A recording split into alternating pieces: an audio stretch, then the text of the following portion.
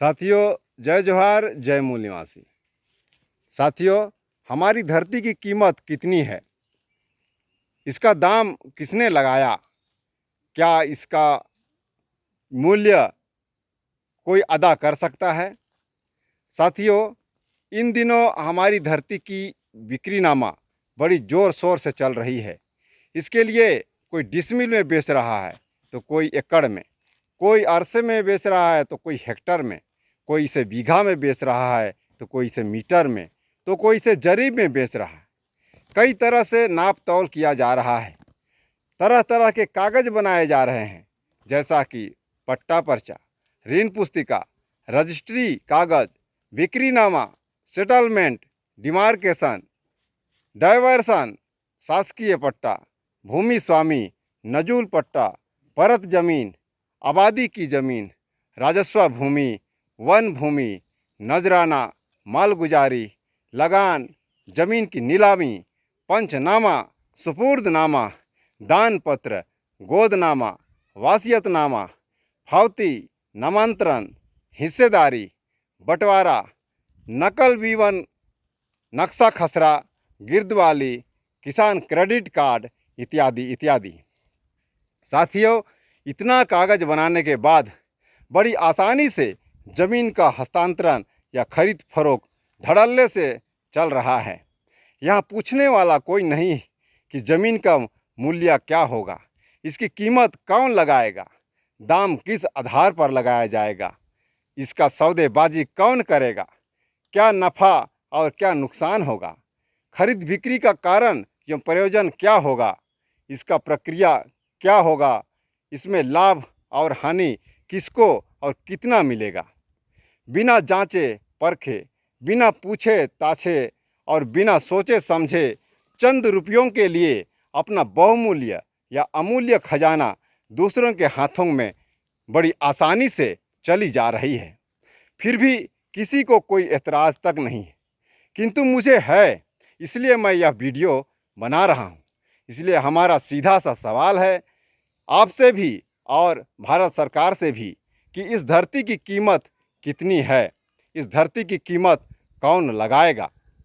साथियों, पहली बात तो यह है कि प्रकृति धरती के अलावा आसमान बनाया, चांद तारे सूरज बनाए, वायुमंडल बनाया, पर्यावरण बनाया, नौ ग्रहों को बनाया, बादलों को बनाया, पानी को बरसाया।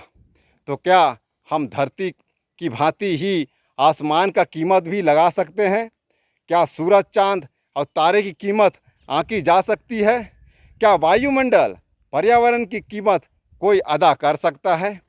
क्या वायु की कीमत, नौ ग्रहों की कीमत कोई तय कर सकता है? बादल, पानी, तापमान आदि का मूल्य निर्धारण हो सकता है? क्या इन प्राकृतिक उपादानों को कोई व्यक्ति तो क्या खुद सरकार भी खरीद सकती है?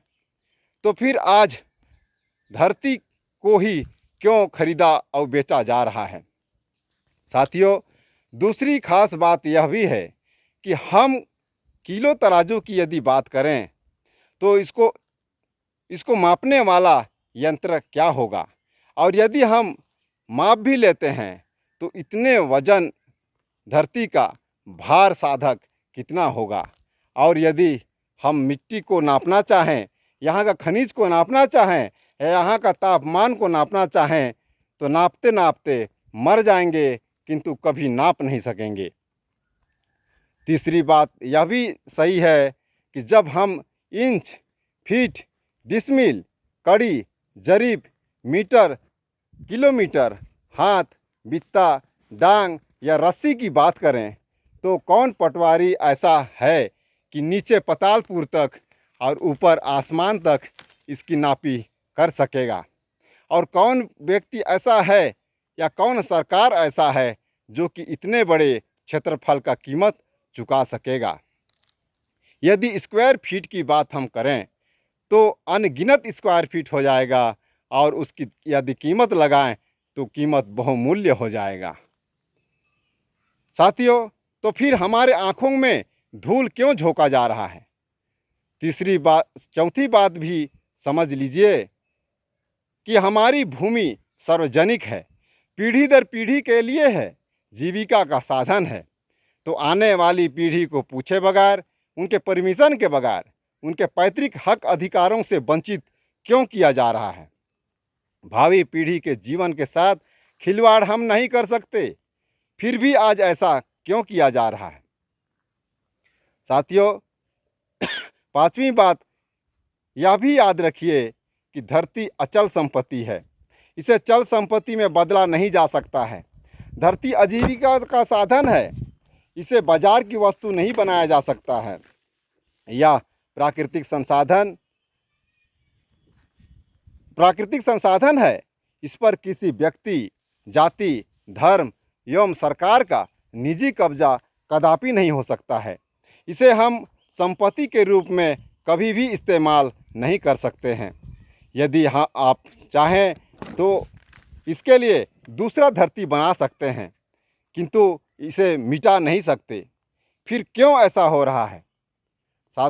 साथियों, पांचवी बात भी जान लीजिए कि कोई भी व्यक्ति धरती से खिलवाड़ नहीं कर सकता, पर्यावरण बिगाड़ नहीं सकता, वायुमंडल दूषित नहीं कर सकता, ध्वनि प्रदूषण, जल प्रदूषण कर नहीं सकता, धरती के गुरुत्वाकर्षण बल को नष्ट कर नहीं सकता, उत्तरी ध्रुव या दक्षिणी ध्रुव से छेड़छाड़ कर नहीं सकता, पृथ्वी की घूर्णन गति को रोक नहीं सकता, धरती को खोखला नहीं कर सकता, दूसरे जगह या दूसरे ग्रहों में जाकर किसी की औकात नहीं कि वह जी सकता है।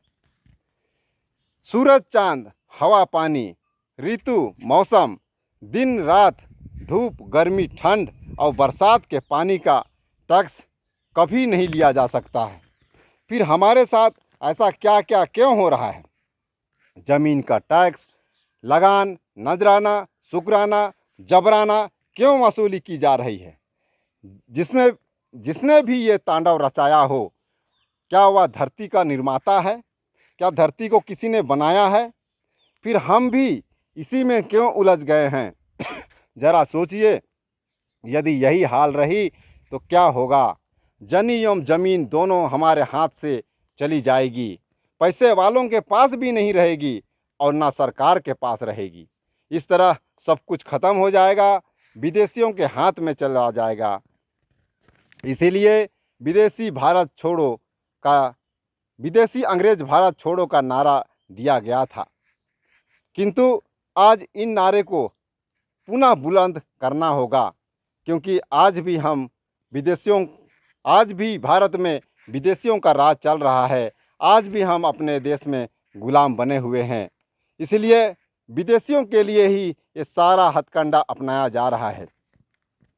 अतः अंत में मैं यह भी कह देता हूँ कि यदि आप अपनी ज़मीन, अपनी खेत खलिहान को बेचना भी चाहते हैं या बेचते हैं, तो कम से कम इतना तो कीमत लगाइए जिससे कि 7 पीढ़ी तक के लिए भरण पोषण के लिए हो जाए, या कि सरकार पीढ़ी दर पीढ़ी गोद ले ले और कर्मचारियों की तरह मंथली वेतन भत्ता देता रहे। फिर किसको हम इतराज़ हो सकता है? साथियों, अपनी मातृभूमि को बचाने का यही एकमात्र उपाय है। यदि आप बचाना चाहते हैं, अपनी धरती का सही कीमत पाना चाहते हैं, तो इस वीडियो को ज़्यादा से ज़्यादा वायरल कीजिए। मेरे चैनल को सब्सक्राइब कर दीजिए, क्योंकि यह भी एक बहुत बड़ी ताकत है। जब यह बात दुश्मनों के कानों तक पहुंच जाए तो ज़मीन लेने से पहले वो 100 बार ज़रूर सोचेगा। साथियों, इससे बड़ा हथियार और हमारे पास क्या हो सकता है? मुझे उम्मीद है आप इसका इस्तेमाल करेंगे, आप इसका उपयोग करेंगे। आप सभी ने मेरे वीडियो को देखा, सुना, इसलिए बहुत बहुत धन्यवाद। जय जोहार, जय मूल निवासी, जय भारत।